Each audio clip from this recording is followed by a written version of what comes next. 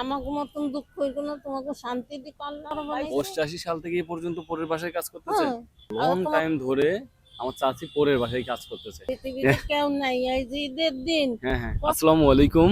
আমি রাব্বুল হোসেন, অনেকেই আমাকে চিনেন এবং অনেকেই চিনেন আমার এই চাচি। কিছুদিন আগে চাচির সাথে আমার একটা ভিডিও আমার পেজে এবং ইউটিউব চ্যানেলে পাবলিশ করেছিলাম।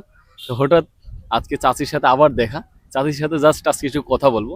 চাচি আসসালামু আলাইকুম, ওয়ালাইকুম আসসালাম। ভালো আছেন? আল্লাহ ভরসা আমার কথা মনে আছে? আছে।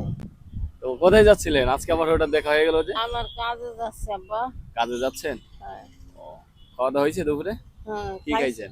কটা সিঁড়ি আর একটা আম খাইছি। চাচির সাথে আমার আসলে আগেই কথা হয়েছে, জাস্ট আপনাদেরকে জানাচ্ছি যে চাচির আসলে আজকে কি কি করছে। পৃথিবীতে কেউ নাই, এই যে ঈদের দিন। হ্যাঁ হ্যাঁ, কত মানুষে কত কিছু খাইছে, এখানে যাই ওখানে যাইয়ে।